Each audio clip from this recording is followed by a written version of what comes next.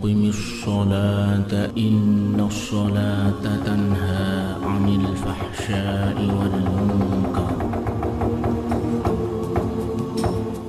Dirikanlah salat, karena sesungguhnya salat dapat mencegah dari pekerjaan keji dan mungkar.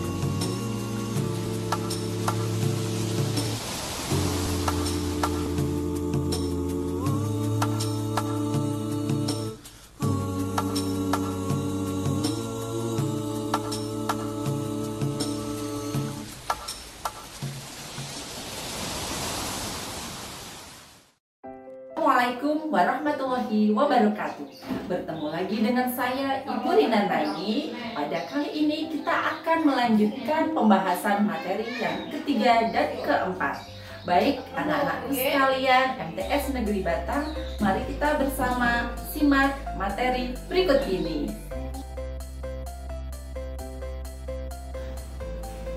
Tahukah kalian bahwa sholat berjamaah melebihi keutamaan sholat sendirian? Tentu saja dengan 27 derajat.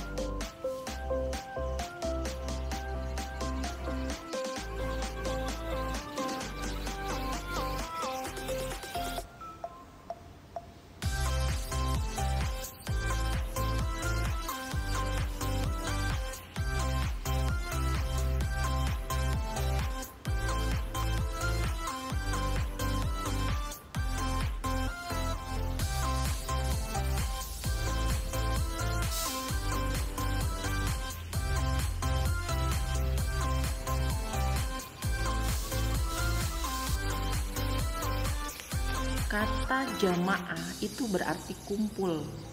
Sholat berjamaah dari segi bahasa artinya adalah sholat yang dikerjakan bersama-sama oleh lebih dari satu orang.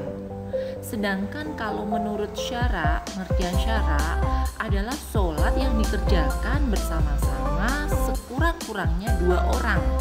Salah seorang diantaranya bertindak sebagai imam, sedangkan yang lainnya adalah sebagai makmum.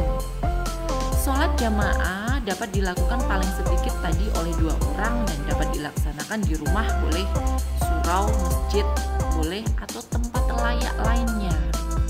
Akan tetapi tempat yang paling utama untuk mengerjakan sholat fardu adalah di masjid. Demikian juga sholat jamaah. Makin banyak jumlah jamaahnya, makin utama dibandingkan dengan sholat jamaah yang sedikit pesertanya.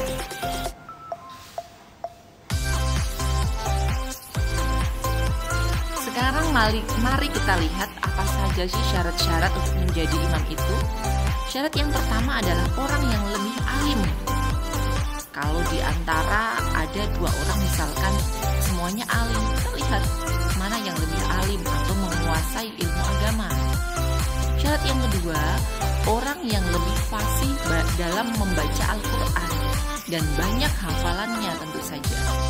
Syarat yang ketiga, orang yang lebih tua umurnya dan baik penampilannya. Syarat yang keempat, imam hendaklah berdiri di depan makmum. Kemudian imam hendaklah berniat menjadi seorang imam. Adapun ketentuan-ketentuan menjadi imam adalah sebagai berikut. Coba dipahami, laki-laki, perempuan, dan banci boleh menjadi imam makmum kepada laki-laki. Perempuan tidak boleh menjadi imam untuk laki-laki. Orang dewasa boleh makmum kepada anak yang sudah mumayyiz atau hampir dewasa. Ketentuan selanjutnya, hamba sahaya boleh makmum kepada orang yang merdeka atau sebaliknya. Ketentuan yang kelima, laki-laki tidak boleh menjadi makmum kepada banci atau perempuan. Banci tidak boleh makmum kepada perempuan. Orang yang sedang makmum kepada orang lain tidak boleh dijadikan imam.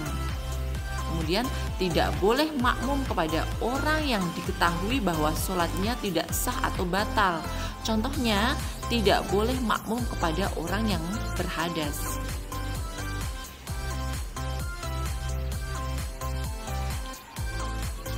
Anak-anakku kelas 7 sekalian, menjadi makmum pun ada beberapa syarat.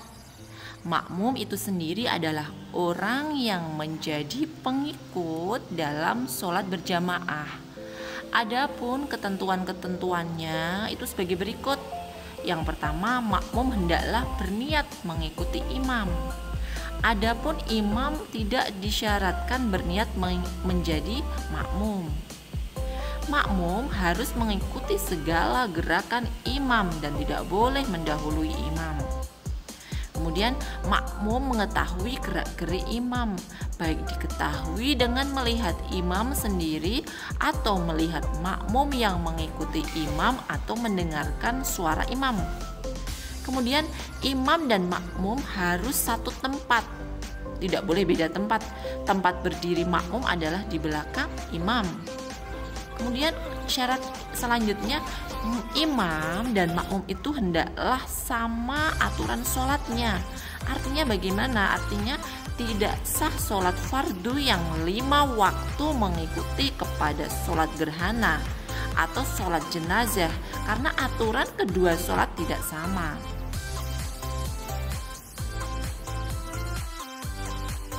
Sekarang kita pahami dahulu pengertian shaf dalam sholat berjamaah. Itu juga penting untuk diperhatikan, sehingga sholat jamaah berjalan dengan rapi dan tertib. Oleh karena itu, tugas imam sebelum sholat jamaah dimulai diantaranya merapikan shaf supaya lurus. Shaf laki-laki yang paling depan, kemudian dilanjutkan shaf adalah shaf yang lebih utama dibanding shaf yang di belakang. Akan tetapi bagi perempuan sebaiknya shaf adalah yang paling belakang. Adapun posisi-posisi yang benar dalam sholat berjamaah adalah sebagai berikut. 1. Apabila imam laki-laki, makmumnya harus laki-laki 1, maka makmum berada di sebelah kanan. Ingat, apabila imam laki-laki, makmumnya laki-laki 1 di sebelah kanan. Apabila makmum laki-laki 2, makmumnya ada 2 laki-laki, maka makmum berada di sebelah kanan dan kiri. Kemudian apabila imam laki-laki, makmum laki-laki dan perempuan seorang, maka makmum perempuan berada di belakang laki-laki sebelah kiri. Kemudian apabila imam laki-laki makmum kepada laki-laki lebih dari 3, makmum perempuan berada di belakang laki-laki. Apabila imam perempuan, maka makmum harus perempuan dan berada tidak jauh ke belakang imam. Shaf hendaklah lurus dan rapat, jangan ada tempat yang renggang antara seorang makmum dengan makmum yang lainnya, terkecuali dengan berbeda lagi dengan kondisi yang seperti sekarang ini tentu saja.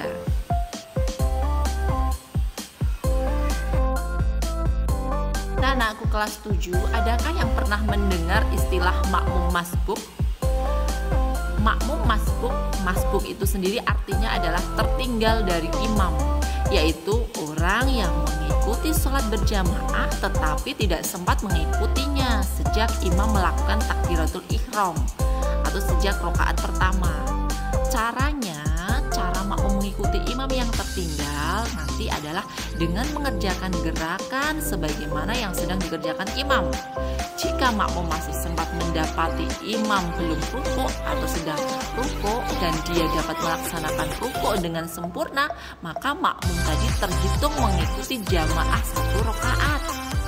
Hendaknya berusaha membaca surat Al-Fatihah walaupun 1 ayat sebelum rukuk. Nah, kemudian jika imam selesai sholat sedangkan makmum masih kurang bilangan rakaatnya, maka makmum menambah kekurangan rakaatnya setelah imam mengucapkan salam.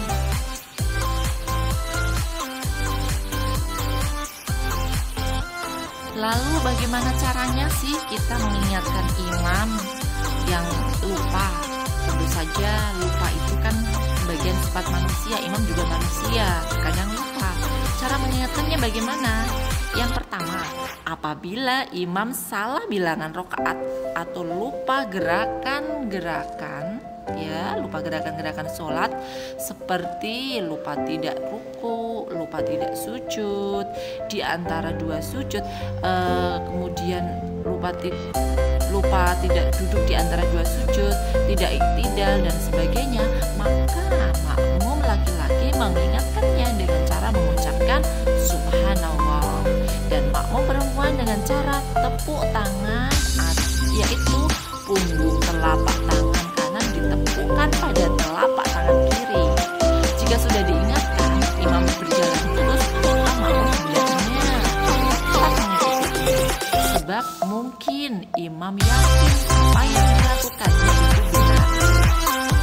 Kemudian yang kedua, apabila imam lupa atau salah dalam membaca Al-Quran, maka cara mengingatkannya adalah dengan meneruskan bacaan atau ayat Al-Quran yang lupa atau salah tersebut. Jika imam terus saja berjalan, maka makmum hendaklah sekali lagi tetap mengikuti.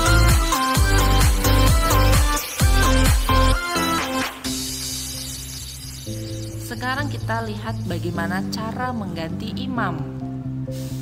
Imam yang batal dapat digantikan oleh makmum yang tepat berada di belakangnya. Imam dapat meminta diganti melalui isyarat. Imam disyariatkan orang yang paling paham ilmu agama. Oleh karena itu sebaiknya makmum yang berada di belakang imam adalah orang yang siap menggantikan imam. Ada beberapa hal yang harus diperhatikan terkait imam yang batal dalam sholat berjamaah, yaitu makmum sebelah belakang kanan imam yang berhak menjadi pengganti imam kalau batal sholatnya. Imam memberi isyarat kalau dirinya batal, sedangkan cara bergeser ke kanan dan balik dengan cara bergeser ke kanan dan balik kanan.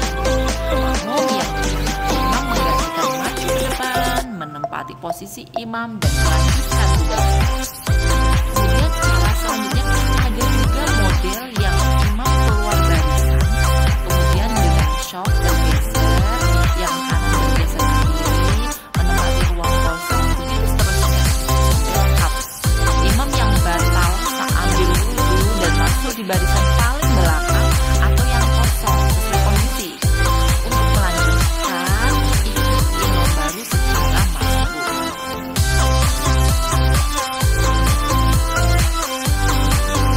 Anak-anakku, ada beberapa nilai-nilai positif dalam sholat berjamaah. Dilihat dari segi kesehatan atau jasmani dan rohani. Yang pertama, bacaan surat Al-Fatihah dan surat sesudahnya yang dibaca jahar keras akan berdampak positif.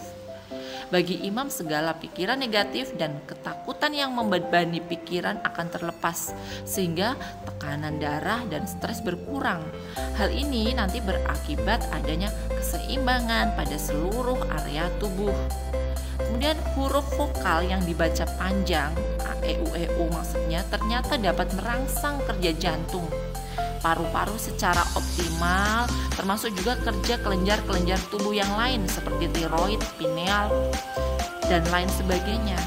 Kemudian bagi makmum yang mendengarkan dengan khusyuk, jiwanya menjadi tenang dan terhindar dari stres. Dengan mendapatkan imbalan 27 kali lipat dari biasanya akan menenteramkan jiwa. Jiwa yang tenang akan berpengaruh tentu saja pada sistem kekebalan tubuh. Hal ini akan berpengaruh pula pada tingkat kesehatan seseorang. Kemudian yang kedua, ini nilai positif bagi lingkungan masjid. Terapi peningkatan prestasi belajar tentu saja. Kemudian terapi kesehatan psikis dan fisik. Doa-doa sholat dan tadarus Al-Quran dan ibadah lainnya yang dilakukan oleh orang-orang yang masuk ke dalam masjid akan meninggalkan energi-energi positif di masjid itu sendiri. Hal tersebut karena setiap unsur penyusun tubuh akan menghasilkan gelombang elektromagnetik, sehingga secara ilmiah orang yang sakit sistem energi di dalam tubuhnya tidak stabil atau kacau, sehingga ketika dia masuk masjid, di sini banyak energi positif, maka nanti sistem energinya yang kacau akan dinetralisir sehingga menjadi stasioner yang sehat.